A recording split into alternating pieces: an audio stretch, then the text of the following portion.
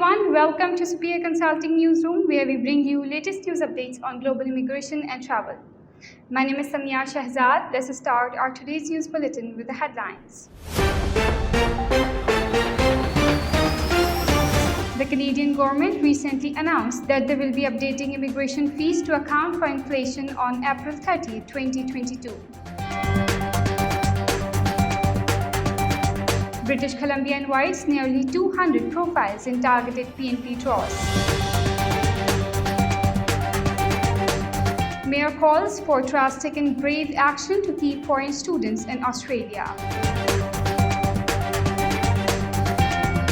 US universities to introduce a COVID-19 booster mandate for students. US Citizenship and Immigration Services to waive interviews for some conditional residents. These were the headlines for today. Let's move forward towards their details.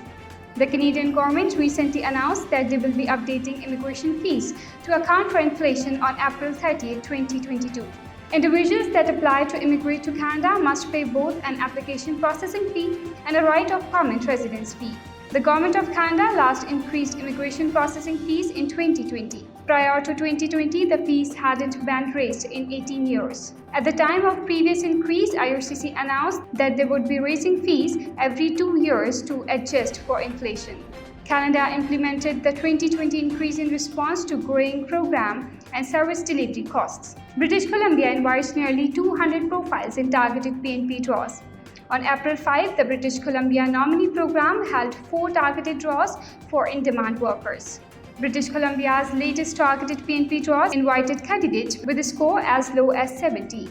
The British Columbia nominee program also held a general draw for all other occupations with a higher score requirement. The latest British Columbia nominee program draws prioritized candidates with a job offer as an early childhood educator or in a health-related occupation. Candidates selected in the latest draws met the criteria for one of the British Columbia nominee program's 5 skills immigration and express entry streams. The Mayor of Melbourne, Sally Capp, is pushing for an extended 4-year post-study visa. This would allow international students to work for longer in Australia after finishing their course. Lord Mayor Sally Capp will lobby the next federal government to make it easier for international students to work in Australia for as long as they like. Once they finish their degrees, as she works to revive Melbourne's pre-pandemic trajectory of overtaking Sydney as the country's biggest city. Capp wants every student who completes a bachelor degree or above to have automatic access to a 4-year visa, doubling the maximum allowable period for most students. US universities to introduce a COVID-19 booster mandate for students. Universities across the US are introducing measures that state students must have a COVID-19 booster unless medically exempt. US Citizenship and Immigration Services to waive interviews for some conditional residents. The move reflects the Biden administration's push for a more efficient immigration system.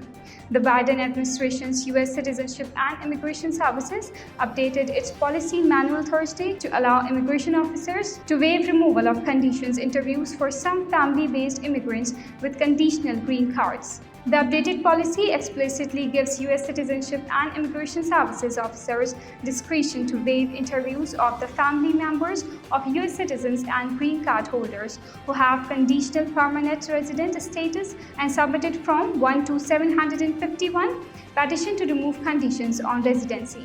This was it for today. Hope you liked it. Don't forget to tune in on every Monday and Thursday for fresh news updates. And please make sure to like, comment and share, and don't forget to subscribe our YouTube channel.